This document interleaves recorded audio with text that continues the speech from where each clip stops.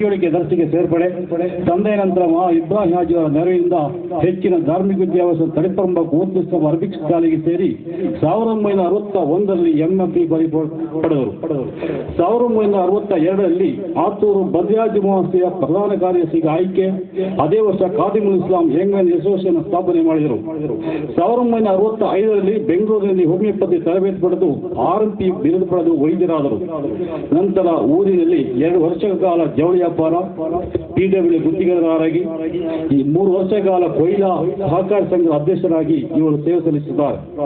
1975ರಲ್ಲಿ ಎಲ್ಲ ಹುದ್ದೆಗಳಿಗೆ ರಾಜ್ಯವನ್ನು ನೀಡಿ ಪವಿತ್ರ ಮಕ್ಕಾ ಯಾತ್ರೆಗೆ ಹಜ್ ಯಾತ್ರೆ ಕೈಗೊಂಡರು.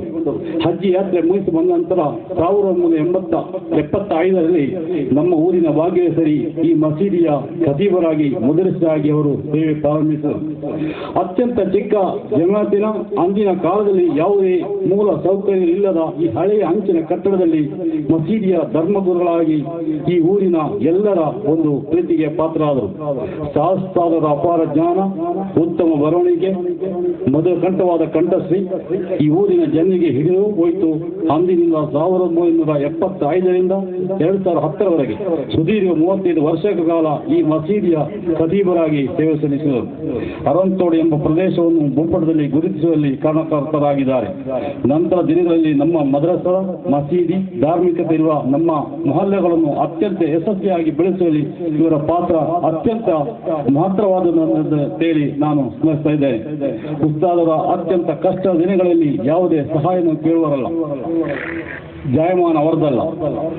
ಇಲ್ಲಿ ನಿವೃತ್ತಿ ಹೊಂದುವವರೆಗೂ ಆತನು ಹಳೆಯ ಹಂಚಿನ ಕಟ್ಟಡದಲ್ಲಿ ವಾಸ್ತವೆಂದರು ಅದು ಮುರಿದು ಬಿದ್ದೆ ಮನೆ ಸುಸ್ಥಿರಾವತಿಯಲ್ಲಿ ಇದೆ ಅಂತೇಳಿ ನಮ್ಮ ಹತ್ರ ಯಾರ ಹತ್ರ ಜಮಾತಿನ ಪರವಾಗಿ ಅವರು ಹೇಳಿಕೊಂಡವರಲ್ಲ.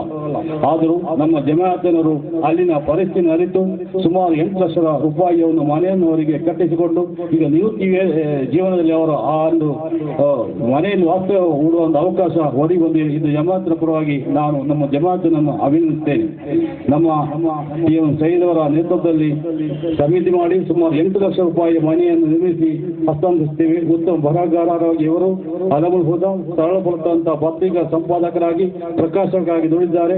ಮಂಗಳೂರಿನ ಸುನ್ನಿ ಗೆಣಸ್ಪುರ ಚೇರ್ಮನ್ ಆಗಿ, ನೂಳೂರಿನ ಅಲ್ವಿಸ್ತಾನ ಸಲಹೆಗಾರಾಗಿ ಸೇವೆ ಸಲ್ಲಿಸಿ ಇವರು ಇಂದಿನ ಈ ಒಂದು ಬೃಹತ್ ಸಮಾವೇಶದಲ್ಲಿ ನಮ್ಮ ಜಮಾತ್ ಪರವಾಗಿ ಪೌರ ಸನ್ಮಾನ ಮಾಡ್ತೇವೆ ಅಂತ ಹೇಳಿ ಈ ಒಂದು ಕಿರುಪ್ರಚಾರಕ್ಕಾಗಿ ಅವಕಾಶವನ್ನು ಕೊಟ್ಟ ನಿಮ್ಮೇಲೆ ಒಂದಿಷ್ಟು ನನ್ನ ಮಾತು ಮುಗಿಸ್ತೇನೆ.